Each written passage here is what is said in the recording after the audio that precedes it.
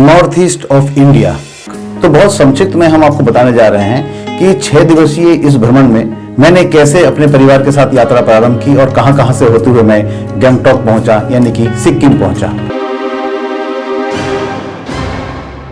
भोपाल से रवाना होकर सबसे पहले हम कोलकाता पहुंचे हैं। एक दिन रुकने के बाद हम रात को ट्रेन से शियालदह स्टेशन से रवाना हुए सिलीगुड़ी के लिए। हम ग्रुप में थे और हमारे साथ लगभग 30-32 लोग थे। तो हम रात को 7:30 बजे कंचन कन्या एक्सप्रेस से यात्रा प्रारंभ करके अगले दिन सुबह पहला दिन हम उत्तरी भारत में पश्चिम बंगाल का एक शहर सिलीगुड़ी पहुंचे। सिलीगुड़ी जंक्शन पहुंचे हम सुबह 8:30 बजे। टैक्सी बुकिंग करके हम उसी समय लगभग आधे घंटे के अंदर चल पड़े हैं दार्जिलिंग के लिए। सिलीगुड़ी से लगभग 15 किलोमीटर चलने के बाद हमें दिखा वो नजारा जिसको देखने के लिए हम शायद वहां जा रहे थे। सुंदर चाय बागान और उसके बाद प्रारंभ हुआ कोहरा यानी फॉग से छाया हुआ पहाड़। उन पहाड़ों के बीच में चलती गाड़ी बीच में एक स्थान पर स्टे लेकर के हम आगे बढ़े और पहुंच गए प्रथम दिवस दार्जिलिंग लगभग 12-12:30 के आसपास। चूंकि टूर अरेंजर के द्वारा होटल बुक किया गया था और हम सबसे पहले दिन होटल पहुंचे। दार्जिलिंग पहुंचने पर यह पता चला कि लगभग पिछले 10-15 दिनों से यहाँ पर किसी ने दार्जिलिंग सही तरीके से नहीं देखा, बिकॉज बादल, बरसात और फॉग से छाया हुआ दार्जिलिंग था। पर हम जो ही होटल में प्रवेश किए उसके थोड़ी देर बाद कोहरा हटने लगा और धूप की हल्की किरणें हमें दिखाई दी। तो भ्रमण के प्रथम दिवस दार्जिलिंग में हम शाम के वक्त हम सब मिलकर के निकले हिमालयन टॉय ट्रेन, जो कि एक यूनेस्को हेरिटेज है, उसका नजारा प्राप्त करने, उसका दीदार करने। दार्जिलिंग के टॉय ट्रेन स्टेशन पर कुछ देर रुकने के बाद हम वहां से दार्जिलिंग का जो एक महत्वपूर्ण आकर्षण है जिसे मॉल रोड कहते हैं, वहां के लिए हम पैदल ही चल पड़े। वहां का भ्रमण करने के बाद हम होटल आए और फिर अगले दिन बहुत सुबह निकलने के लिए हम जल्दी ही सो गए। भ्रमण के दूसरे दिन सुबह 3 बजे हम उठकर तैयार हुए और लगभग 4 बजे के आसपास टाइगर हिल के लिए रवाना हो गए। टाइगर हिल वो स्थान है जहां पर कंचनजंगा जो हिमालयन पर्वत श्रृंखला है, जो कि विश्व की सबसे ऊंची तृतीय चोटी है, शिखर है, उस पर सूर्य उदय से पहले उस कंचनजंगा की चोटी पर पड़ती हुई किरणों को देखने के लिए, उसका दीदार करने के लिए हम बहुत सवेरे चल पड़े टाइगर हिल्स।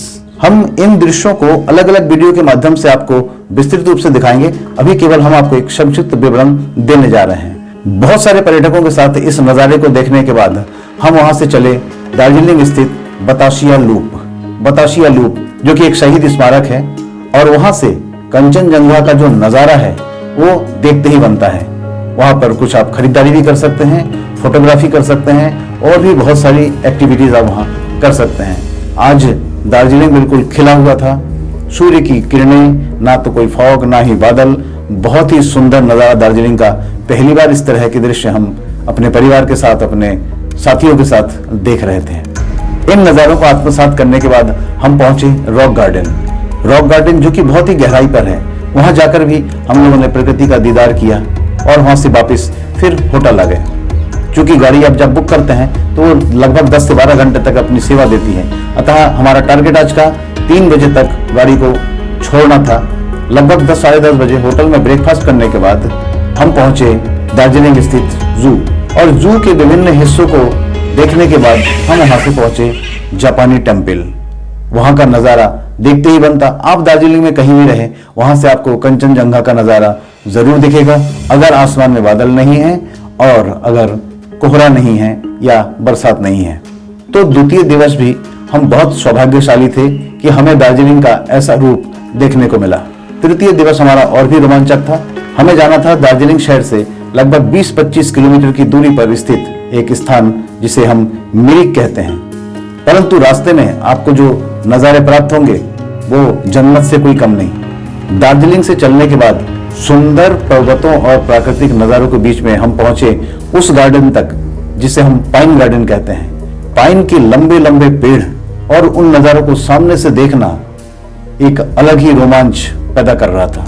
पाइन के फॉरेस्ट को बहुत अच्छे से निहारने के बाद हम वहां से चले और पहुंचे हैं उस जीरो पॉइंट पर जहां पर नेपाल और भारत विभाजित होते हुए दिखते हैं, जहां नेपाल और भारत का डिवाइडिंग लाइन है। हम आपको अन्य वीडियो में विस्तृत रूप से इसकी व्याख्या करेंगे।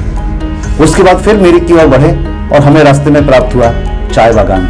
इस चाय बागान का नज़ारा जो हम पहली बार देख रहे थे, इस तरह के नज़ारे हमने शायद ही कभी अपने जीवन में देखे हों, और देखना भी हमें यही था। इसी कारण से हम बहुत उत्साह के साथ इस भ्रमण में शामिल हुए।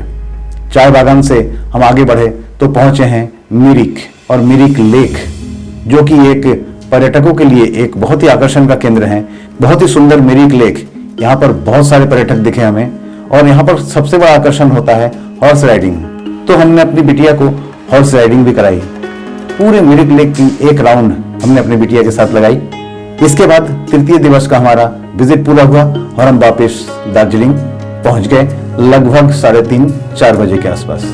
तो ये था 3 दिवस का हमारा दार्जिलिंग और दार्जिलिंग के आसपास का भ्रमण। इसके बाद चौथे दिवस सुबह सुबह ब्रेकफास्ट करने के बाद हम निकल पड़े गैंगटॉक के लिए।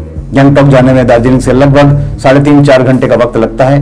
रास्ते के सुंदर नजारों को देखकर हम चकित थे। लामाहाटा एक ऐसा स्थान जहां से कंचनजंगा का दीदार करना एक अलग ही रोमांच दे रहा था। रास्तों में चलते हुए कहीं भी कोई ऐसा स्थान नहीं था जहां से हम अपनी नजरों को हटा सके, दूर कर सके या अपनी आंखों को बंद कर सके।